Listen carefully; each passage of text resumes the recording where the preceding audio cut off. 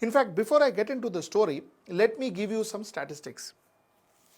On 18th of May, we recorded our first lakh COVID cases, 18th of May, and it took us 109 days from the first case reported to reach 1 lakh.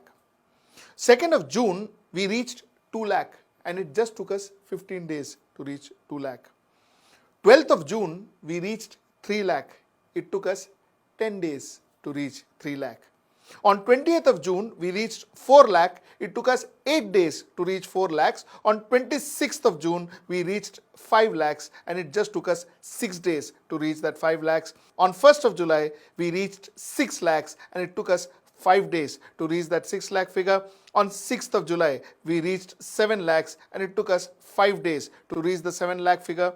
On 10th of July, we reached 8 lakhs. It took us 4 days to reach that 8 lakh figure. On 13th of July, we reached 9 lakh. It took us 3 days. And on 16th of July, we reached the million figure, the 10 lakh figure. And it took us 3 days to reach that 1 lakh. While a lot of corona warriors out there, a lot of doctors, nurses, health workers, bureaucrats, administrative staffs, police, they are all putting their best, risking their lives for us, which of course is well appreciated. But then there are people who are actually sucking our blood. I will start with a very simple example. A PPE kit, a personal protection equipment, as it is called, a PPE kit. If you look at it, if you look at your India Mart or Amazon or wherever, if you have to procure a PPE kit, it costs you on an average of anything between 390 to 650 rupees. This is the range in which you get a PPE kit from the market. In fact, nowadays there are kits that are available even at 290 and 300 rupees. But let that be as is. So let us take an average cost of a PPE kit as 500 rupees. Now, for this one PPE kit, hospitals in all over the country, and I am not talking about one particular city, all over the country, I will tell you what amount are they charging you. There is a hospital called Manisha Hospital in Mumbai, incidentally, and I think the patient has also written to the municipal commissioner and all of that.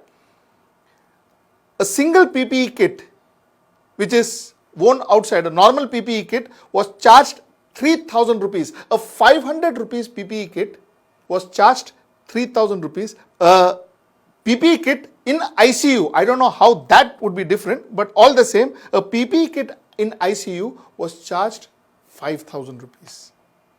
So a 500 rupees PPE kit was charged 5,000 rupees.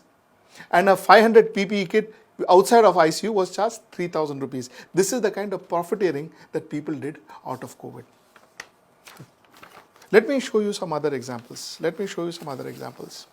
A hospital called Masina Hospital, again in Mumbai, they charged for an average kit, an average PPE, they charged 2,500 rupees. A PPE kit of 500 rupees was charged 2,500. And mind you, after 27th and 28th, the 2,500 rupees increased to 3,000 rupees. So the patient was there for 6 days. The total bill for 6 days came to 3,08,109 rupees. The COVID patient had to pay 3,08,109 rupees to stay in a general ward. Mind you, you can see it on the left of your screen. It's a general stroke multi-sharing ward, a general ward. He had to pay 3,08,109 rupees. This is the kind of money that was charged. This is another. Now let's go outside of Bombay. It's not, like I said, it's not just Bombay. Let's talk about New Delhi. Again, this hospital called Batras Hospital, they charged 7,900 rupees for one PPE kit. 7,900 rupees for one PPE kit. Mind you, again I am telling you, average price of a PPE kit is 500 rupees. Okay, let's go to Hyderabad. I've got another example from Hyderabad. 5 days, the patient was in this hospital called Yashoda Super Speciality Hospital. The patient was there for 5 days. His total bill was 3,40,000 rupees. 3,40,000 rupees, and again the PPE kit for 5 days was 45,000 rupees. Now this is what the hospital charged you. This is what you call as profiteering from human misery. The government is doing nothing. The hospitals are running as is. They are making tons of money, super profits, day after day. Now, this is one end of the story. A lot of people are talking about it. A lot of people are fighting for it. A lot of activists, a lot of social activists are on the streets fighting for it. But nothing seems to be happening. Now, this is as far as the hospital is concerned. Let me tell you the GST charged on COVID necessary equipments, the GST that the government is charging. For medical grade oxygen used in oxygen cylinder, the government charges 12% GST. For medicament, which is the substance used for medical treatment, they charge 12%. Bandages, 12% GST. COVID diagnostic kits, 12% GST. Rubber gloves, 12% GST. Protective spectacles, 12% GST. Appliances and instruments used in surgical and medical science, 12% GST. Mechanotherapy appliance, including ventilators, 12% GST. Breathing appliances and masks with mechanical parts and replaceable filters, 12% GST. Diagnostic instruments based on the use of X-ray, 12% GST. The government is charging us to stay alive. The government is charging us 12% to stay alive during this pandemic.